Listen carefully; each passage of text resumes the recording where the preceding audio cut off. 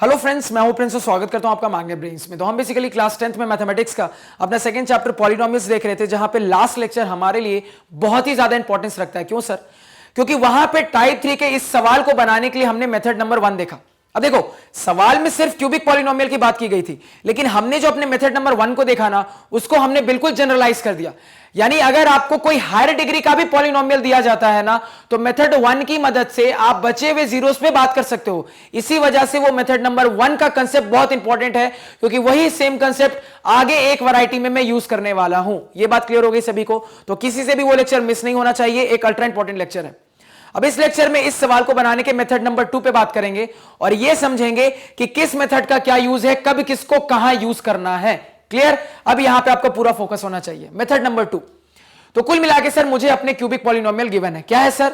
तो मेरा जो क्यूबिक पॉलिनोमियल मुझे गिवन है वो है x³ - 4x² - 3x + 12। और जैसे ही मैं क्यूबिक पॉलिनोमियल को देखता हूं तो मेरे दिमाग में ये आता है, क्या आता है सर? कि इसके 3 जीरोस तो होंगे। क्लियर है? चलो ठीक है, 3 जीरोस होंगे। अब सर इन 3 जीरोस में से सवाल ने मुझे 2 जीरो ऑलरेडी बता दिए। उन्होंने बता दिया है कि एक जीरो √3 है, दूसरा जीरो -√3 है, तो मुझे तीसरा जीरो निकालकर बताओ। यही सवाल है सर। अब यहां पे मेरी बात को समझने की कोशिश करना। एक क्यूबिक पॉलिनोमियल के जीरोस के बारे में आपने क्या कंसेप्ट सीखा था? तो आपने कहा, आप कहोगे सर कि हमने यह सीखा था कि अगर मैं अपने क्यूबिक पॉलिनोमियल के जीरोस को अल्फा, बीटा और गामा से रिप्रेजेंट करता हूं, तो उस कंडीशन में इसी अल्फा, बीटा, गामा के दम पे मैं 3 रिलेशन बना सकता हूं, जो कि काफी इंपॉर्टेंट है। और अगर आप चाहो तो इसी सवाल को इसी मेथड से भी बना सकते हो, यानी इस कंसेप्ट से भी बना सकते हो। अब देखो यह कंसेप्ट कैसे काम करेगा। तो सर कुल मिला के हम 3 रिलेशंस अपने क्या क्या जानते हैं? तो मैं जानता हूं सर कि मैं सम ऑफ जीरोस की बात कर सकता हूं, जो कि कितना होता है सर? जो कि मेरा -b/a होता है। हम ये भी जानते हैं सर कि मैं sum of product of zeros taken 2 at a time की भी बात कर सकता हूं, जो कितना होता है सर? तो ये c/a होता है। और सर मैं अपने प्रोडक्ट ऑफ जीरोस की भी बात कर सकता हूं सर, जो कि मेरा कितना होता है सर? -d/a होता है। तो ये तो हम सर जानते हैं एक क्यूबिक पॉलिनोमियल के बारे में। अब बस वो जो डाटा आपके पास अवेलेबल है ना, उसको यहां पे पुट कर दो, आपका आंसर आ जाएगा। यानी कि आप तीनों में से किसी भी एक रिलेशन का इस्तेमाल करोगे ना, तो आपके सामने आपका आंसर आ जाएगा। अब मेरी बात को यहां समझना। आपने अपने जीरोस को अल्फा, बीटा, गामा माना और सवाल ने आपको 2 जीरो बता दिए। तो अगर आपको सवाल ने 2 जीरो ऑलरेडी बता दिए हैं, तो इनमें से किसी एक को अल्फा बोल दो, किसी दूसरे को बीटा बोल दो, तो जो बचा हुआ जीरो वो किसका काम करने लगेगा? गामा का। यानी इस सवाल के हिसाब से जो मैंने किया, मुझे क्या निकालना है? गामा की वैल्यू निकालनी है। कहानी खत्म। अब देखो, मान लो मैं अपने पहले रिलेशन का इस्तेमाल करता हूं। तो पहला रिलेशन क्या है? Alpha plus beta plus gamma बराबर -b/a। तो अल्फा कितना दिया है सर? √3। तो अल्फा प्लस बीटा कितना है सर? -√3। तो alpha plus beta plus gamma बराबर कितना हो जाता है सर? तो यह होता है -b/a के बराबर, जहां पे b और a क्या है? तो a सर मेरा x³ का कोफिशिएंट है और b मेरा x² का कोफिशिएंट है सर।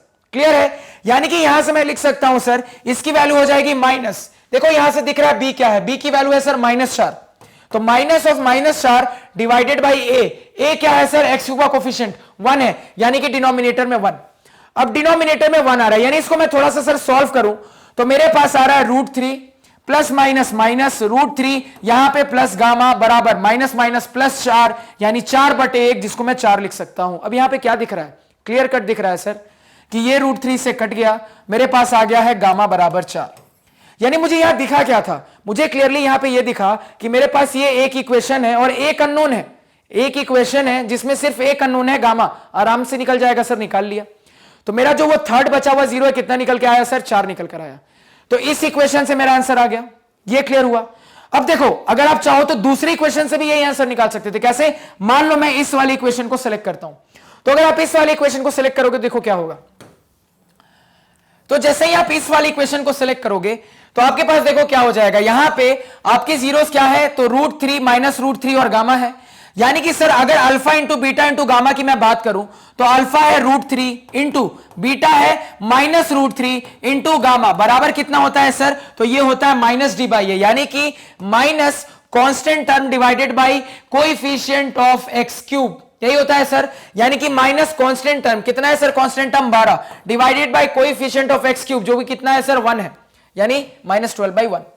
अब यहां पे क्लियरली दिख रहा है सर, एक माइनस साइन है तो माइनस साइन मैंने बाहर कर लिया। √3 इंटू √3 कितना हो जाएगा? √3 का स्क्वायर। √3 का स्क्वायर क्या हो जाएगा सर? 3 इंटू गामा बराबर उस तरफ कितना आ जाएगा सर? -12 आ जाएगा। अब इस माइनस से ये माइनस गया, 3 चौके 12 होता है, यानी यहां से मैं कह सकता हूं गामा बराबर 4। देखो सेम आंसर आया। क्लियर है? तो यानी आपको क्या पता लगा?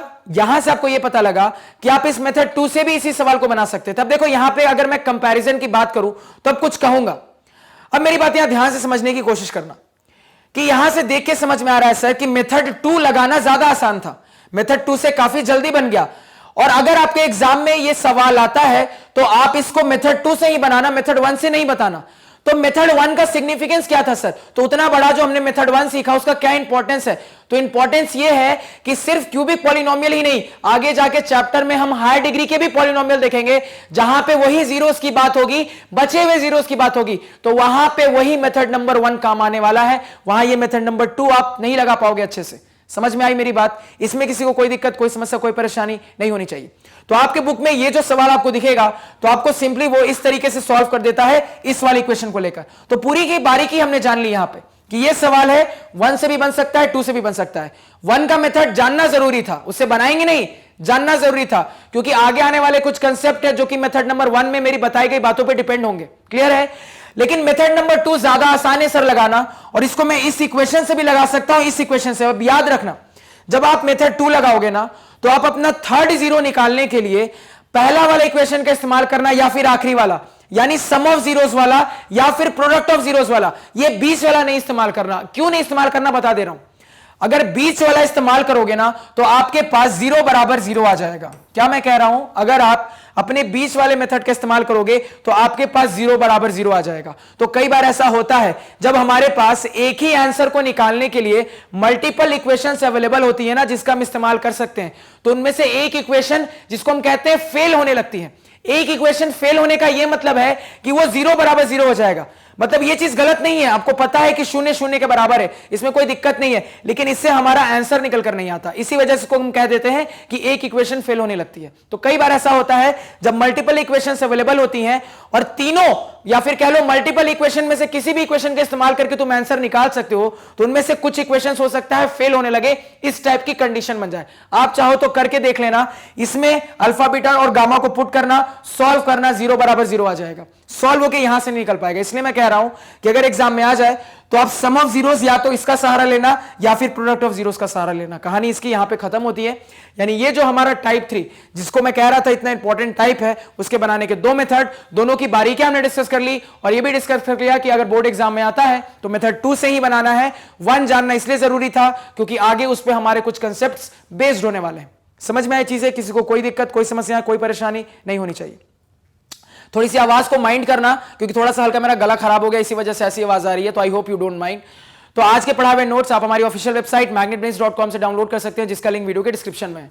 magnetbrains.com पे आपको क्लास 4 से लेकर 12 तक सारे सब्जेक्ट्स और कोर्सेज मिल जाते हैं, वो भी सिस्टमैटिक ऑर्डर में अरेंज्ड। Thank you.